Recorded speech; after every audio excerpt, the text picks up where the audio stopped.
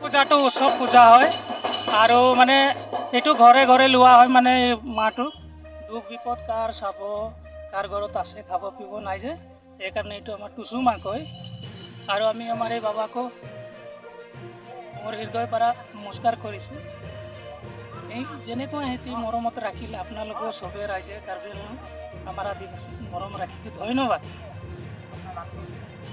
মোৰ নাম শ্ৰীমান অযোধ্যাতী বাবুলাইন ঘৰ আৰু বাসা গাঁও ডলামাৰা বাসা গাঁও।